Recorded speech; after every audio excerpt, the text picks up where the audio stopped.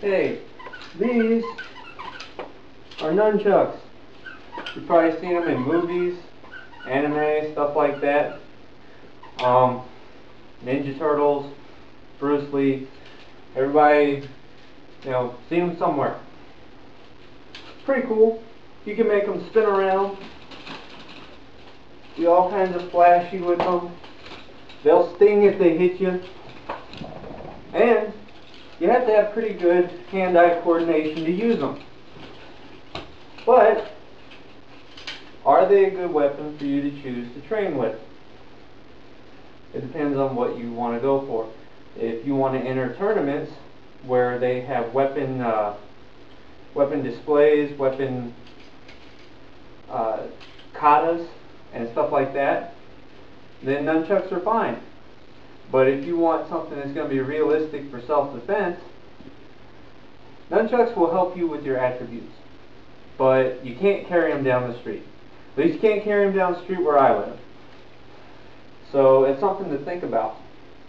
One of the things that I've encountered in martial arts classes in the past that frustrated the crap out of me was when you have someone that's in it for tournaments or for self-defense in particular, but really either one, that would question, why are we doing weapons training?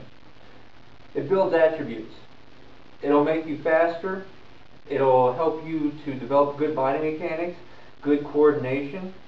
So even if you can't use the nunchucks in a street fight, unless someone happens to get you on the way from the store after buying a pair, it doesn't mean they can't help you with your training.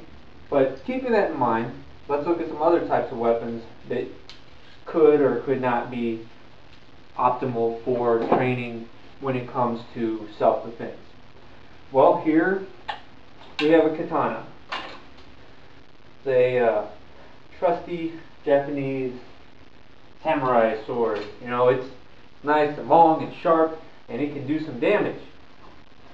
And you can make it cut the air and do all kinds of tricks with them and be all kinds of flashy, and it's a good weapon as long as you don't get a really, really cheaply made one. But can you carry it down the street? No. Okay, so no, you can't. A couple weapons that you can't really use in a street fight. Can't carry them down the street. Nunchucks and a katana. Pretty obvious, but some people need a little more explanation than others. Now let's look at the type of things that maybe you could carry on you. Now, of course, it's going to depend on where you live, what the laws are there, and you may want to check into that before you put too much stock in what I'm about to tell you. But most common thing that you can carry around is a pocket knife. Some of these can be pretty good. This one in particular has a little belt clip on it that you can put on a belt. It's got a pretty quick release on it. It's not like a switchblade. You don't push a button and it pops out, but you can get it open pretty easily. So that's one type. Another type, this is a good one that I've recommended for women who maybe aren't as secure, maybe they don't know martial arts, maybe just have to walk through a bad area, or anyone really that is worried. You have a nice chain on this one. You can wear it around your neck. There's a whistle with the sheath, and it has a quick, easy release. It's a short blade, but it's still a blade. It's a solid piece here. You want to look at your handle and make sure that it's going to be a good sturdy handle that won't break if you actually do hit or cut something with it. So those are things to look at. There's this one. It's called a balisong, or a butterfly knife. It's okay. It takes a little skill to get used to, a little bit of practice to get used to opening and closing it, and you gotta get used to that.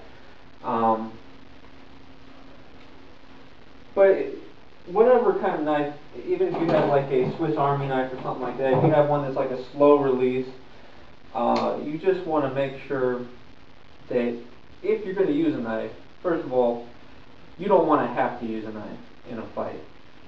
You don't want to have to be in a fight of any kind, but if you are, any weapon you're going to use, you have to be able to get it out and get it usable quickly.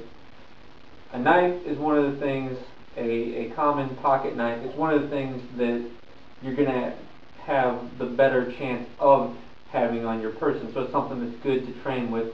Maybe train with a knife that's of comparable size, like a fake training, a rubber or plastic, hard plastic training knife like this one here. This is a much longer blade than what I have on this, but it's better than training with the nunchucks for what you would do with a knife. If you don't have that, another common thing to come across is some kind of stick, a pole, a crowbar, a tire iron, things like that. So if you learn how to use sticks, whether it's one or two, more than likely you're going to have one if you have something like that. You're going to, Kali, Eskrima, Arnis, things like that. Stick fighting related arts can help you with that. And there's all kinds of things you can do.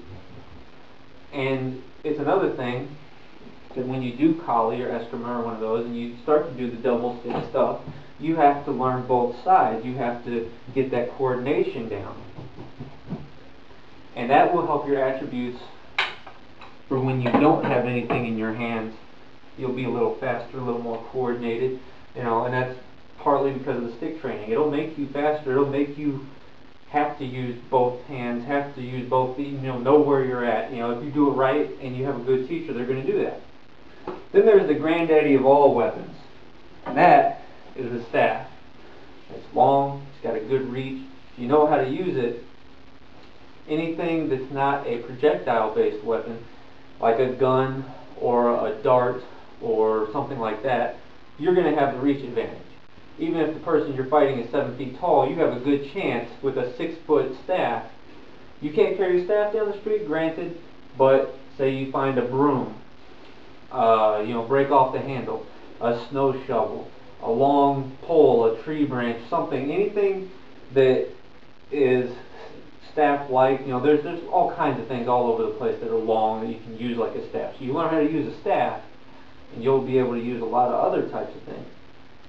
My only recommendation is if you're going to do staff training, make sure you're somewhere with a higher ceiling than what I have in my workout room, and that you have space around you too. You don't want to knock out any windows, you don't want to damage any furniture or any light fixtures, but it's something really good to learn. They say that pretty much all your hand weapons, again, other than a projectile like a gun or something like that, it's derived from the staff. The staff is the granddaddy of all weapons. So learning a staff, stick, or knife, or all of them, those are the ones that are most relatable to something you could actually find or bring with you into a street fight. They're also very good for building attributes with coordination, the right and left side of your body, and they can be transferred to empty hand techniques. So look at what you want to do, whether it's tournaments, whether it's self-defense, whether it's kata, whatever it is. Weapons can help you with it. Just make sure you pick the right weapon for the right job, and make sure that you dedicate your time to it and you train safely and smart. And that's it for this segment.